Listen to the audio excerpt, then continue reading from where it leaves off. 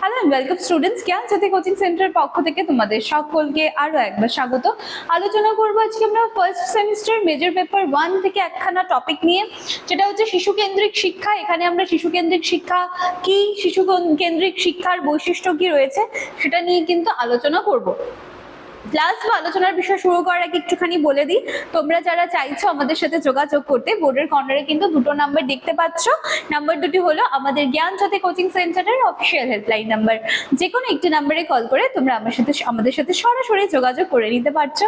আচ্ছা, এছাড়া course fee details তো দিয়ে দেওয়াই রয়েছে। যারা মেজরের স্টুডেন্টসরা রয়েছে তোমাদেরকে মাত্র 1199 টাকা পে করতে হচ্ছে, আর মাইনরের যারা রয়েছে তাদের তো আরো কম রয়েছে, মাত্র 699 টাকা রয়েছে। এই হচ্ছে পুরো কোর্স ফি স্ট্রাকচার। এছাড়াও কোনো ডাউটস থাকলে, কোনো কোয়ারিজ থাকলে আমাদেরকে কল করে নেবে। ঠিক আছে, চলো তাহলে শুরু করা যাক। দেখো, বলছে শিশু কেন্দ্রিকতা বলতে কি বোঝায়? শিশু কেন্দ্রিকতা বলতে বোঝায় শিক্ষা ক্ষেত্রে শিশুর গুরুত্ব, তাই তো?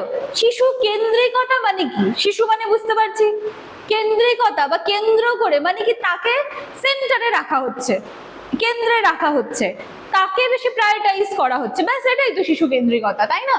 এবার বলছে যে শিশুর গুরুত্ব, এখানে শিশুর আগ্রহ, নিজস্ব ক্ষমতা, বুদ্ধি, মেধা, এই যে সমস্ত কিছু এগুলোকে গুরুত্ব দেওয়া হচ্ছে, তাহলে সেটাই তো শিশু কেন্দ্রিকতা। এবার শিক্ষক কেন্দ্রিকতা হলে কি হতো? শিক্ষককে কেন্দ্র করে হতো, এটা হচ্ছে শিশু কেন্দ্রিকতা। আচ্ছা, এরপর হচ্ছে দেখো আমরা এখানটা চলে আসি যে প্রাচীন বনাম আধুনিক শিক্ষা ব্যবস্থা। কি বলা হচ্ছে? প্রাচীন শিক্ষা ব্যবস্থায় বলা হচ্ছে যে আগেকার দিনে দেখো শিক্ষা ব্যবস্থা ছিল শিক্ষক কেন্দ্রিক, ঠিক আছে? এখন যে শিক্ষা ব্যবস্থাটা রয়েছে সেটা হচ্ছে শিক্ষার্থী কেন্দ্রিক বা শিশু কেন্দ্রিক। এবার দেখো যে শিক্ষক কিন্তু আগেকার দিনে জ্ঞানের আধার রূপে থাকতেন, আর শিক্ষক কেন্দ্রিক শিক্ষা দেখা যেত যে শিক্ষকই কিন্তু অ্যাক্টিভ ছিলেন এবং শিক্ষার্থীরা কিন্তু সেক্ষেত্রে শুধুমাত্র শ্রোতা বা শুনতো, শুধু এই কাজটুকু করতো। তো তখন ছিল শিক্ষক কেন্দ্রিক। এখন যে শিক্ষা ব্যবস্থাটা হয়ে গেছে সেটা কিন্তু শিক্ষার্থী কেন্দ্রিক, ঠিক আছে?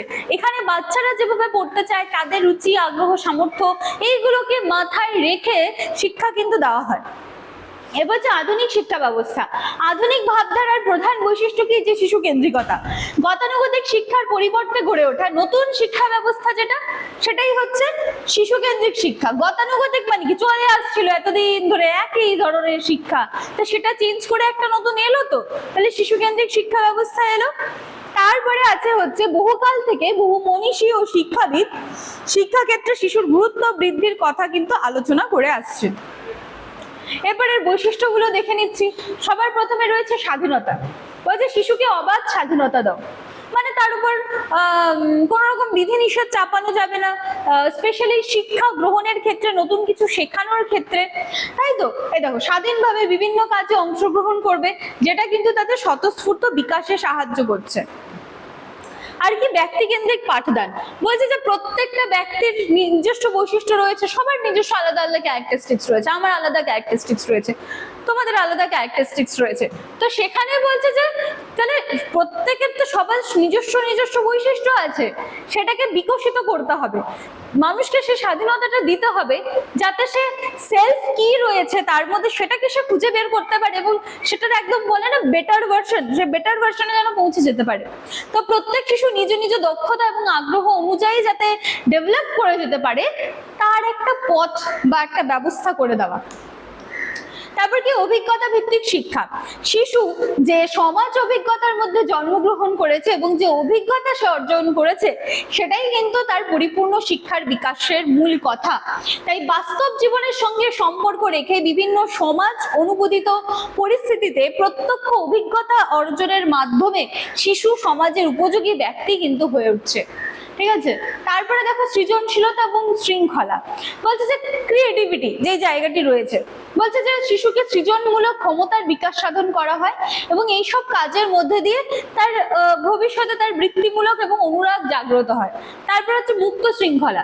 শিশু কেন্দ্রিক শিক্ষায় শিশুর অবাধ স্বাধীনতাকে স্বাগত জানিয়ে মুক্ত শৃঙ্খলার প্রচলন করা, এবং যখনই তাদের সেই স্পেসটা দেওয়া হয় বাচ্চাদেরকে, তখন দেখা যায় যে তারা নিজে কি, সেলফ কি, তাদের মধ্যে কোন জায়গার বা কোন বিষয়ের একটা ভালো দিক রয়েছে সেটা কিন্তু খুব সহজে বের করে আনা যায়, খুঁজে বের করে আনা যায়।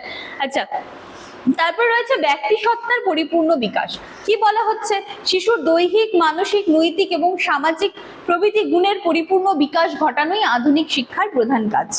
তারপর বলা হচ্ছে শুধুমাত্র পাঠ্যপুস্তক নির্ভর না হয়ে শিশুর সার্বিক বিকাশের দিকে নজর রাখা উচিত।